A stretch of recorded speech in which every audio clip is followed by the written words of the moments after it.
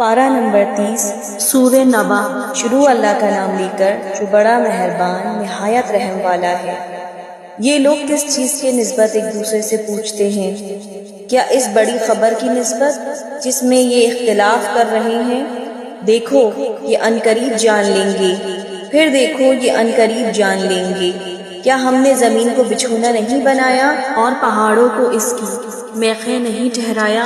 اور ہم نے تم کو جوڑا جوڑا پیدا کیا اور نیند کو تمہارے لیے موجب آرام بنایا اور رات کو پردہ مقرر کیا اور دن کو معاش کا وقت قرار دیا اور تمہارے اوپر 7 مضبوط آسمان بنائے اور آفتاب کا روشن چراغ بنایا اور نچڑتے بادلوں سے موسلادھار مے برسایا تاکہ ہم اس سے اناج اور نباتات پیدا کریں اور گھنے گھنے باغ۔ بے شک فیصلے کا دن مقرر ہے، جس دن سور پھونکا جائے گا تو تم لوگ فوج در فوج موجود ہوگے، اور آسمان کھولا جائے گا تو اس میں دروازے ہو جائیں گے، اور پہاڑ چلائے جائیں گے تو وہ ریت ہو کر رہ جائیں گے۔ بے شک دوزخ گھات ہے، یعنی سرکشوں کے لیے ان کا وہی ٹھکانہ ہے، ان میں وہ صدیوں پڑے رہیں گے۔ وہاں نہ ٹھنڈک کا مزہ چکھیں گے نہ کچھ پینا نصیب ہوگا مگر کھولتا پانی اور بدبودار پیپ۔ یہ بدلہ ہے ان کے اعمال کے موافق۔ یہ لوگ حساب آخرت کی امید ہی نہیں رکھتے تھے اور ہماری آیتوں کو مسلسل جھٹلاتے رہتے تھے، اور ہم نے ہر چیز کو لکھ کر محفوظ کر رکھا ہے۔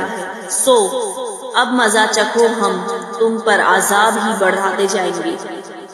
بے شک پرہیزگاروں کے لیے کامیابی کا گھر ہے، یعنی باغ اور انگور اور ہم عمر بھر جوان عورتیں اور شراب کے چھلکتے ہوئے جام۔ وہاں وہ نہ بےہودہ بات سنیں گے نہ جھٹلانے کی باتیں۔